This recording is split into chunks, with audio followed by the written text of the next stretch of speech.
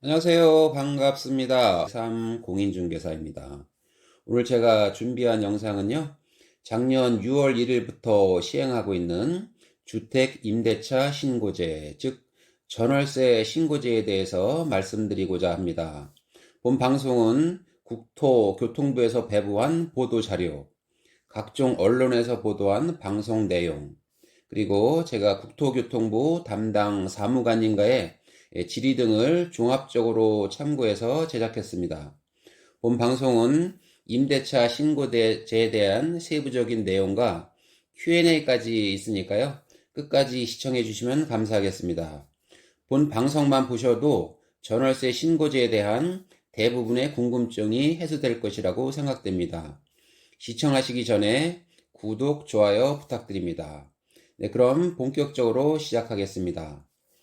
주택임대차 신고제, 즉 전월세 신고제, 전월세 상한제, 계약갱신 청구권제 등을 핵심으로 하는 주택임대차 보호법 개정안과 부동산 거래신고 등에 관한 법률 개정안을 우리가 보통 임대차 3법이라고 합니다. 계약갱신 청구권제와 전월세 상한제를 담고 있는 주택임대차보호법은 2020년 7월 30일 국회를 통과한 데 이어 7월 31일 국무회의를 통과하면서 바로 시행됐습니다. 또 전월세 신고제에 근거가 되는 부동산 거래 신고 등에 관한 법률 개정안은 7월 28일 국회 국토교통위원회 전체 회의를 통과해 8월 4일 본회의를 통과했습니다. 주택임대차 신고제는 2021년 6월 1일부터 본격 시행됐습니다. 1년 동안의 계도기간을 운영하며 그동안에는 과태료가 부과되지 않았습니다. 그러나 다음 달 6월 1일부터 본격적으로 시행되면서 미신고 또는 거짓 신고 시 최소 4만원에서 최대 100만원 이하의 과태료가 부과되니까요. 신고 대상자는 각별히 유의하셔야 될 것 같습니다. 다만 계도기간 이후에도 과태료 부과 절차 개시 전에 자진 신고 시 과태료를 면제하는 등 일반 국민의 부담을 최소화한다고 합니다. 임대차 신고제는 임대차 계약 당사자가 임대 기간, 임대료 등의 계약 내용을 신고하도록 하여 임대차 시장 정보를 투명하게 공개하고 임차인의 권익을 보호하기 위해 도입된 제도로 주요 내용을 말씀드리겠습니다. 임대차 신고 대상은 시행일인 2021년 6월 1일부터 체결되는 신규 갱신 임대차 계약입니다. 단 금액 변동이 없는 갱신 계약은 제외됩니다. 따라서 2021년 6월 1일 이전에 체결된 계약은 신고 대상이 아닙니다. 대상 지역은 수도권 전역, 즉 서울, 경기, 인천과 광역시, 세종특별자치시, 도지역의 시지역입니다. 임대차 거래량이 작고 소액 계약 임대차 비중이 높아 신고 필요성이 상대적으로 낮은 경기도 외 도지역의 군은 신고 지역에서 제외되었습니다. 신고 대상 금액은 확정일자 없이도 최우선 변제를 받을 수 있는 임차 보증금의 최소 금액과 신고 능력 부족이 우려되는 고시원, 비주택 임차 가구의 월차임 평균액 등을 감안하여 보증금 6천만원 초과 또는 월세 30만원을 초과하는 금액의 임대차 계약입니다. 제가 얼마 전에 저녁 9시 뉴스에서 전월세 신고제에 대한 내용의 방송을 보게 되었습니다. 기자분이 전월세 신고제 신고 대상 금액을 보증금 6천만 원 이상 또는 월세 30만 원 이상이라고 하는데 이는 잘못된 내용입니다. 이상이라고 하면 해당 금액을 포함하는 것이고 초과라고 하면 해당 금액을 제외하는 것입니다. 참고로 둘 중에 하나에 해당하면 신고 대상이라는 것도 유념하셔야 하는데요. 예를 들어 보겠습니다. 보증금 3천만 원에 월세 31만 원이나 보증금 7천만 원에 월세 20만 원이라면 신고 대상입니다. 신고 내용은 계약 당사자 인적사항, 주택 유형, 주소 등 임대 목적물 정보, 임대료, 계약기간 등 임대차 계약 내용으로 구성하였으며 임대차 계약서의 주요 작성 항목과 동일합니다. 신고 대상 주택은 단독주택, 다가구주택, 아파트, 연립주택, 다세대주택, 주거용 오피스텔, 기숙사, 고시원, 그 밖에 주거 목적으로 사용하는 건물입니다.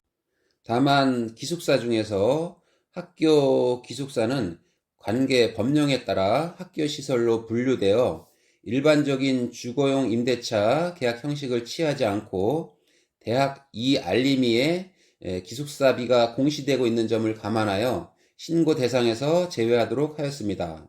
즉 고등학교나 대학교 등의 학교 기숙사는 신고 대상에서 제외하고 회사 기숙사는 신고 대상입니다.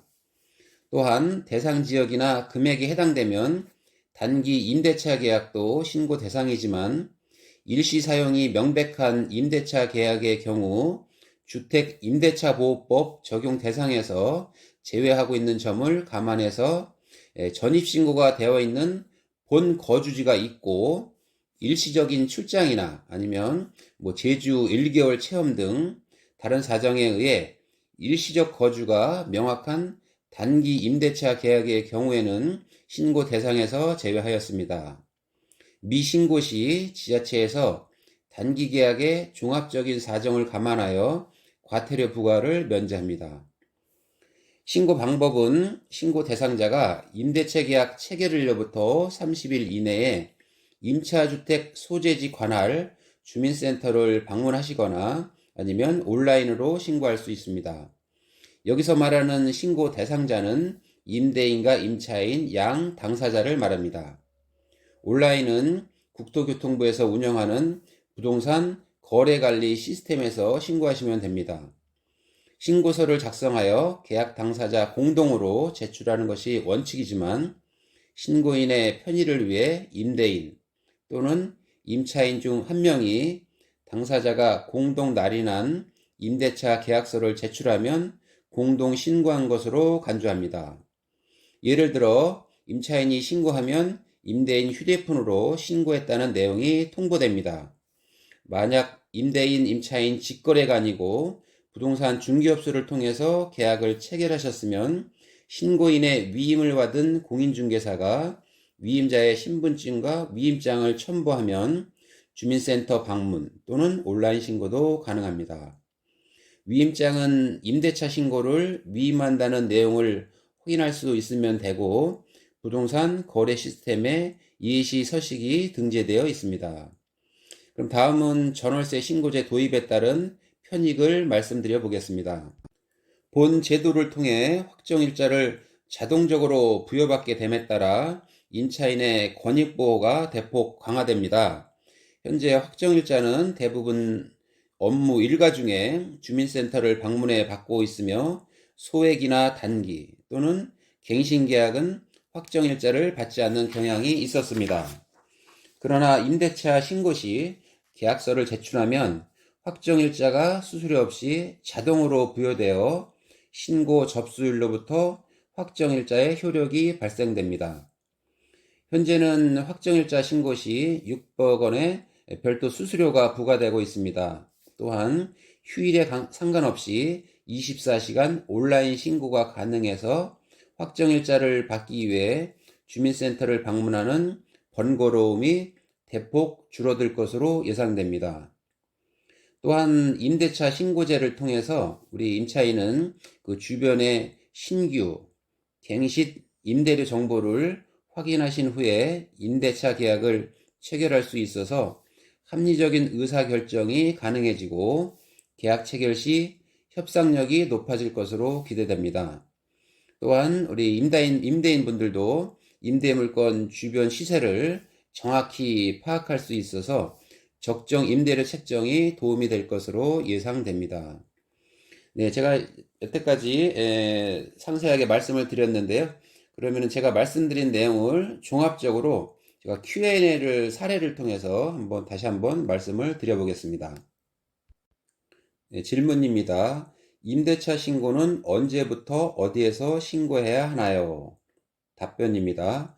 임대한 주택의 관할 읍면동, 주민센터 등 기존 통합민원 창구에서 신청이 가능하며 관할 주민센터 방문 없이 온라인 신고도 가능합니다. 네, 질문입니다. 2021년 6월 1일 이전에 계약한 것도 신고해야 하나요? 답변입니다. 신고 대상이 아닙니다. 6월 1일 이후에 최초로 계약 체결되거나 갱신된 계약에 대해서 계약 체결일로부터 30일 이내에 신고하여야 합니다. 예, 질문입니다. 대상 지역과 금액이 아닌데도 신고할 수 있나요? 답변입니다. 신고 대상이 아니므로 신고할 수 없습니다. 경기도를 제외한 도지역의 군지역은 모든 계약이 신고 대상이 아니며 신고제 시행지역의 보증금 6천만 원 이하 또는 월차임 30만 원 이하의 임대차 계약은 신고 대상이 아닙니다. 신고 대상이 아닌 경우 확정일자를 받으시려면 기존 방식에 의해서 신청하시면 됩니다. 질문입니다. 2021년 6월 1일 이후 묵시적 갱신이 된 경우 신고 대상인가요? 여기서 말하는 묵시적 갱신은 법률 용어고요. 자동 갱신이라고 보시면 됩니다. 답변입니다. 신고 대상이 아닙니다. 6월 1일 이후 묵시적 갱신 또는 임대료 변경이 없는 갱신은 임대차 신고 대상에 해당되지 않습니다. 질문입니다. 임대차 계약 신고는 누가 해야 하나요? 답변입니다. 신고 의무는 임대차 계약 당사자, 즉 임대인, 임차인 모두에게 있습니다. 다만 당사자 중 1인이 임대차 계약서를 제출하거나 계약 체결 사실을 입증할 수 있는 입금증, 통장 사본 등을 제출하면 신고할 수 있습니다. 위임한 자의 신분증 사본과 위임증을 첨부하여 신고를 위임할 경우는 공인중개사나 기타 다른 위임받은 분들이 대리도 신고할 수가 있습니다. 질문입니다. 당사자 중 1인이 신고하면 상대방은 신고 여부를 어떻게 확인하나요? 답변입니다. 신고 접수 및 완료 단계에서 본인과 관련된 신고가 접수되었음을 문자로 통보되며 또한 임대차 계약 당사자는 온라인 신고 사이트, 즉 부동산 거래관리 시스템을 통해서 언제든지 확인이 가능합니다. 네, 질문입니다. 온라인 신청 시 신고 처리 상황을 어떻게 알 수 있나요? 답변입니다. 온라인 사이트를 통해서 진행 상황 확인이 가능하며 서류 보완 등 문제 발생 시 문자로 안내 예정입니다. 질문입니다. 임대차 계약서가 꼭 있어야 하나요? 답변입니다. 계약 내용을 확인할 수 있는 문서, 통장 입금 내역 등 계약 입증 서류가 있으면 신고도 가능하지만 임대차 신고를 편리하게 처리하고 확정일자 자동 부여를 위해서는 계약 당사자 중 1인이 계약서를 제출하여 신고하는 것을 권장합니다. 질문입니다. 임대차 신고를 하면 확정일자는 어떻게 부여받나요? 답변입니다. 임대차 신고를 할 때 계약서를 제출하는 경우 임대차 계약 신고 필증 교부 시 우측 상단에 확정일자 번호가 표기되며 임대차 신고 접수가 완료된 날 확정일자의 효력은 발생됩니다. 예를 한번 들어보겠습니다. 6월 5일이 토요일이라고 가정하고요. 정상적으로 신고 접수가 완료하고 담당 공무원이 6월 7일 월요일에 임대차 신고 처리할 경우에 확정일자 효력은 6월 5일부터 발생합니다. 즉 접수가 완료된 시점으로 기산돼서 발생이 됩니다. 질문입니다. 전입신고만 하면 임대차 신고가 자동으로 되나요? 전입신고 시 임대차 계약서를 제출하면 처리가 가능합니다. 관할 주민센터를 방문해서 전입신고 시 임대차 계약서를 함께 제출할 경우 통합민원창구에서 한 번에 처리가 가능하며 정부 24시를 통해 전입신고를 완료할 경우 임대차 계약 신고 메뉴가 나타나 임대차 계약서를 등록 입력하여 임대차 신고를 하실 수 있습니다. 다만 계약 후 30일이 지나 전입신고하게 될 경우 계약 후 30일 이내 임대차 신고를 먼저 신고하고 실제 입주 후 전입신고하여야 합니다. 질문입니다. 춘천시에 소재하는 보증금 7천만 원인 주택을 임대차 계약 체결한 경우 신고 대상인가요? 답변입니다. 2021년 6월 1일 시행되는 주택 임대차 계약의 신고 대상 지역은 수도권, 즉 서울특별시, 경기도, 인천광역시, 그리고 광역시, 도, 여기서 도는 군 단위 지역은 제외합니다. 세종특별자치시, 제주특별자치도이며 신고 대상 금액은 보증금 6천만 원 또는 월차임 30만 원을 초과하는 경우 신고 대상입니다. 상기 주택은 강원도 춘천시에 소재하고 보증금 6천만 원을 초과하므로 신고 대상입니다. 질문입니다. 세종특별자치시에 소재하는 보증금 2천만 원 및 월세 40만 원인 주택을 임대차 계약 체결한 경우 신고 대상인가요? 신고 대상 금액은 보증금 6천만 원 또는 월차임 30만 원을 초과하는 임대차 계약을 체결한 경우 신고 대상입니다. 상기 주택은 세종특별자치시에 소재하고 월차임 30만 원을 초과하므로 신고 대상입니다. 질문입니다. 갱신계약을 하면서 임대차 계약서를 작성하지 않았는데 어떻게 신고해야 하나요? 답변입니다.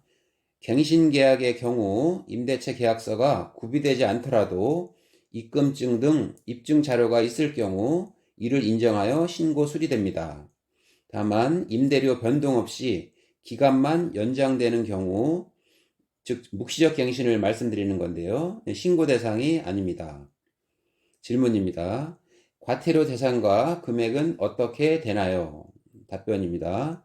과태료 대상은 미신고, 지연신고, 거짓신고이며 과태료 금액은 거짓신고 시에는 100만 원의 과태료가 부과되며 지연신고를 포함한 미신고는 계약금액 규모와 신고 혜택 기간을 종합적으로 산정해서 4만 원 이상 100만 원 이하입니다.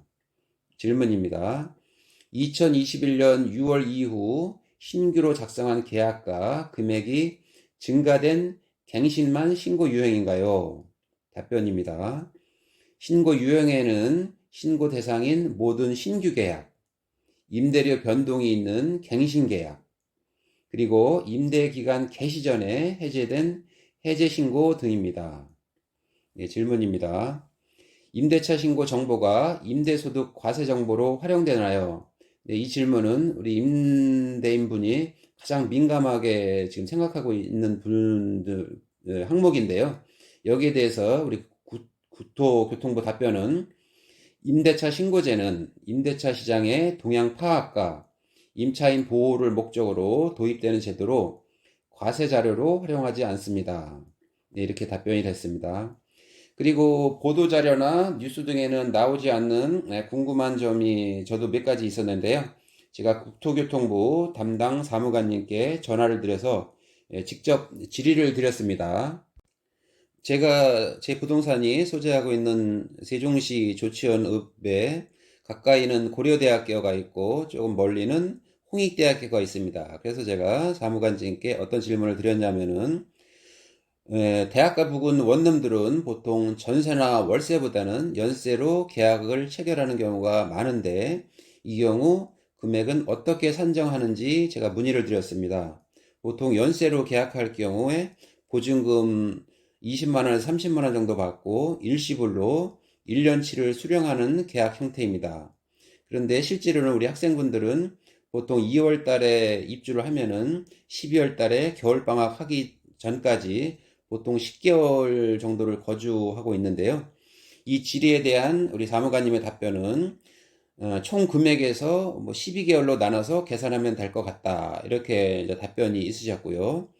그리고 제가 두 번째 질문은 주택 임대차 신고제가 2021년 6월 1일부터 시행이 됐지만 제도 정착을 위해서 계도 기간, 즉 1년 동안 과태료 부과를 유예했는데 다음 달 6월 1일부터는 과태료를 부과한다. 이렇게 말씀하시는데 그럼 과태료 부과 대상 기준일은 언제부터인가요? 제가 이런 질문을 드렸습니다. 즉 2021년 6월 1일부터 작성한 계약서가 대상인지 아니면 2022년 6월 1일부터 작성한 계약서가 대상인지를 제가 여쭤봤는데요. 거기에 대해서 답변은 2021년 6월 1일부터 소급 적용할지 아니면 2022년 6월 1일 작성하는 계약서부터 적용할지는 아직 정확히 정해진 게 없다고 이렇게 답변을 하셨는데요. 이번에 새로운 정부가 들어섰고 또 새로운 장관님이 취임하면은 다시 한번 내부적으로 검토해서 추후에 이 부분에 대해서는 말씀드린다고 합니다. 아무튼 현행법을 적용한다면 2021년 6월 1일 이후에 작성한 계약서가 모두 대상이라는 점을 알고 계시면 되겠습니다. 네, 오늘 저는 주택 임대차 신고지에 대한 동영상을 찍었는데요. 여러분들 여기 대상인 분들은 꼭 오늘 동영상을 두 번, 세 번 계속 보셔가지고 다음 달 1일부터 부과되는 과태료를 맞지 않도록 그렇게 유념해 주셨으면 좋겠습니다. 저는 다음 시간에 새로운 동영상을 가지고 다시 또 찾아뵙도록 하겠습니다. 감사합니다.